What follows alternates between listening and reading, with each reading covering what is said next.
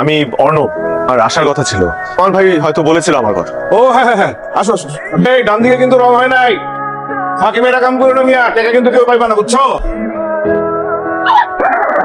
কে কে যেন দিন মারলো। হ্যাঁ হ্যাঁ হ্যাঁ, কি বললো? যাকে তুমি পড়াবে একটু পরিচয় করিয়ে দিও। এই রিয়া, এই এই যে আমার মেয়ে চলে আসছে, আমার নতুন টিচার। আসসালামু আলাইকুম ভাইয়া। ওয়ালাইকুম সালাম। উনি আমাদের ছাদের ঘরটাতেই থাকছেন। তোমার জন্য সুবিধাই হলো। হ্যাঁ, তুমি যখন ইচ্ছা তখন পড়া নিয়ে বসতে পারবে। বাবাটা কে রে? আমার নতুন টিচার। কাকে দূর থেকে দেখলাম তো, বলদের মতন ফ্যাল ফ্যাল করে তাকিয়ে থাকে। আজকে তোমাকে পড়াতে আসবো সন্ধ্যায়। হ্যাঁ, আজকে থেকেই? হ্যাঁ, আমার তো চাচার সাথে এভাবেই কথা হলো। ভাইয়া, আপনি এসএসসি তে কোন ডিভিশন পেয়েছিলেন? First division. তাহলে তো আপনি অনেক ভালো স্টুডেন্ট, কিন্তু আপনার চেহারা দেখে তো বোঝা যায় না।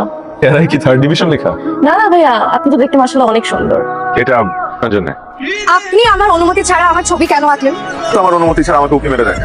হেই, আপনি এমন কে হয়েছেন যে আপনাকে উকি মেরে দেখতে হবে? আপনি চা খান? চা কে না খায়?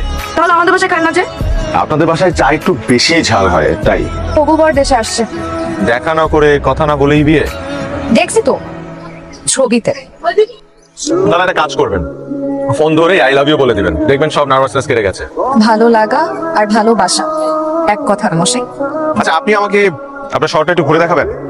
আমি না পারলেও আমার ভাই শিশিরকে বলবো পুরো শহর ঘুরে দেখাইছে। থাক। চলেন। এক ছেলে এই বটগাছের নিচ থেকে যাওয়ার সময় পেতনির কান্নার আওয়াজ শুনছিল। আপনি ছিলেন নাকি সেই ব্যক্তিটা? পুরো অর্ণব সাহেব, আপনিও দেখে এখন আমার সাথে দুষ্টামি শুরু করছেন। আমাকে আমার নাম ধরে ডাকেন কেন? অর্ণব নামটা আমার খুব প্রিয়, তাই নাম ধরে ডাকতে খুব ভালো লাগে। আমি আপনার সাথে এত দুষ্টামি করি, আপনি কখনো আমার উপর রাগ করেন না কেন?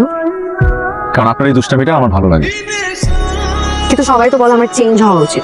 আমি কি ম্যাচিউরড হব? আমার বয়সই বাকি, বাচ্চা একটা মেয়ে। আগামী সপ্তাহে আমার বিয়ে। নার্ভাস লাগছে। নার্ভাসনেসের কিছু নাই, যে সময় আমার একটু লাগেই। খারাপ লাগছে না? কোন বিষয় বলেন তো? কিছু না। ওই লোকটার সাথে তো কি? কলেজ থেকে আসছিলাম, এই রাস্তায় আমার সাথে দেখাতে একসাথে যাচ্ছি। আমার চোখে কি যেন দেখেন। তোমার সমস্যা কি? হ্যাঁ, প্রথম দিন থেকে আমার আপনার সন্দেহ হয়েছিল। রিমঝিমের সাথে আপনার এত কি? চাচা, বাবা, রাস্তা থেকে লং কোট ঘোরা এনে জায়গা দিছো, তাই না তোমরা? হ্যাঁ, উনি টিচার আবার বলছে উনি এনজিও তে জব করে। জিজ্ঞেস তুমি কাল সকালে সবাই ঘুম থেকে ওঠার আগে তোমার সবকিছু নিয়ে এই বাড়ি ছেড়ে দিবে। সাথে কিছু কথা আছে। আপনি কি আমাকে ভালোবাসেন? তোমাকে কখনো ওই চোখে দেখি নাই। কিন্তু আমি তো তোমাকে ভালোবেসে ফেলেছি।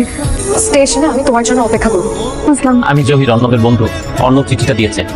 সে কেমন আছে এখন? ভালো নেই, আমি আসি। হ্যাঁ, আশা করি ভালো আছে। জানি আমার উপর অনেক রাগ তোমার, হয়তো ঘৃণাও জমেছে। গতকাল আমার ফাঁসির রায় হয়েছে, আমার পক্ষে কোনো সাক্ষী জোরে করতে পারি না করলেও আমি জানি তুমি করনি।